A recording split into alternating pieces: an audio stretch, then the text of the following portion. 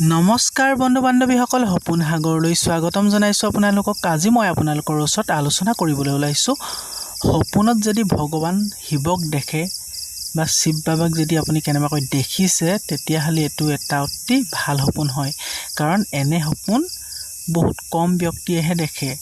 যিজন ব্যক্তিয়ে যদিও বেলেগ দেৱ দেৱীৰ আৰাধনা কৰে, তাৰ পাছতো যদি ভগৱান শিৱক যদি সপোনত দেখে, তপস্যাত বহি থকা বা যিকোনো অৱস্থাত যদি শিৱ বাবাক যদি দেখিছে, আপুনি যেতিয়াই দেখে, আপুনি যদি কেনেবাকৈ সপোনত দেখি পাইছে, তেতিয়াহ'লে ইয়াতকৈ আৰু ডাঙৰ ভাল সপোন বেলেগ নাই। কাৰণ শিৱ যিহেতু ধ্যানত থাকে আৰু আপুনি যদি কেনেবাকৈ দেখিছে, তেতিয়াহ'লে আপুনি এইকেইটা সংকেত পাব যে আপোনাৰ জীৱনত যদি আপুনি বৰ্তমান যদি একো কৰিব পৰা নাই বা একো আপুনি নিজকে কোন পথত আগবঢ়াই নিম বা কেনেধৰণে জীৱন প্ৰক্ৰিয়া চলাই যাম, যদি একো আপুনি ভাবা চিন্তা কৰিব পৰা নাই, আপোনাৰ যদি ক্ষমতা বা শক্তি যদি এতিয়ালৈকে গোট খোৱা নাই, কিন্তু সপোনত যদি তেনেধৰণে দেখিছে, তেতিয়াহ'লে এটা কথা নিশ্চিত হৈ যাব যে আপোনাৰ যি ভিতৰুৱা যি শক্তি বা ভিতৰুৱা যি আপোনাৰ প্ৰতিভা, সেই প্ৰতিভা অতি সোনকালে আপুনি শিৱৰ শক্তিৰ দ্বাৰা আপুনি বেলেগৰ দ্বাৰা বা আপুনি গম পাব বা আপোনাৰ ওচৰত সেই প্ৰতিভা অতি সোনকালে ওলাই আহিব।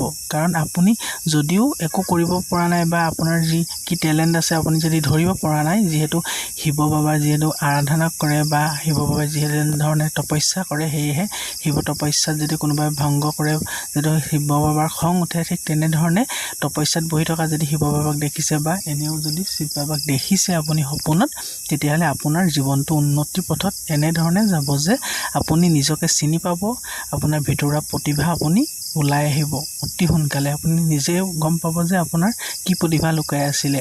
আপুনি কামত উন্নতি কৰিব পাৰিব, যি কৰে আপুনি বা আপোনাৰ যি প্ৰতিভা আছে, সেই প্ৰতিভা আপোনাৰ ওলাই পৰিব আৰু শিৱ বাবাৰ আশীৰ্বাদৰ দ্বাৰা সেই প্ৰতিভাবোৰ আপুনি প্ৰতিভাৰ দ্বাৰা জীৱনত উন্নতি কৰিব পাৰিব। কাৰণ এনে সপোন সকলোৱে নেদেখে, কাৰণ এইবোৰ লাখৰ ভিতৰত এজন ব্যক্তিয়ে বা দুজন ব্যক্তিয়ে এনেধৰণৰ দেখে। কাৰণ যিজন ব্যক্তিয়ে এবাৰ এনেকুৱা ধৰণৰ শিৱ বাবাক দেখি যায়, সপোন শাস্ত্ৰ অনুসৰি শিৱ বাবাই তেওঁক, যিহেতু কিছুমানে ভক্ত শিৱৰ নহ'লেও কিন্তু শিৱ বাবাক সপোনত দেখে। অকল শিৱ ভক্ত বা দেৱ দেৱীৰ আৰাধনা কৰা ব্যক্তিয়ে যে ভগৱানক সপোনত দেখিব তেনে নহয়।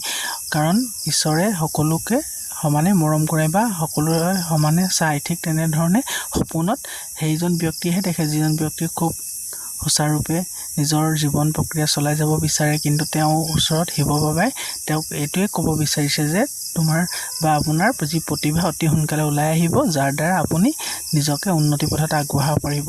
আৰু যদি আপুনি বেলেগ দেৱ দেৱীৰ পূজা কৰি আছে, তেনেধৰণে যদি সপোনত যদি শিৱ বাবাক দেখিছে, আপোনালোকে নিশ্চিত হৈ যাওক আৰু এনে সপোন দেখিলে কাকো কেতিয়াও শ্বেয়াৰ নকৰিব। আপুনি নিজকে চিনি পাব, নিজকে আপুনি গম পাব যে আপুনি কেনে মানুহ বা কেনে ব্যক্তিত্বৰ মানুহ হয়। সেয়েহে এনে সপোন দেখিলে আপুনি নিজৰ যি প্ৰতিভা আছে তাক আপুনি ব্যক্ত কৰিবলৈ চেষ্টা কৰক আৰু জীৱনটো অতি সোনকালে আপোনাৰ ৰঙীন হ'ব। গতিকে এনে সপোন দেখিলে কাকো নক'ব আৰু যিকোনো অৱস্থাত শিৱ বাবাক যদি দেখিছে, সদায় গোপনে ৰাখিব। গতিকে আজিলৈ ইমানেই আছিলে। ধন্যবাদ।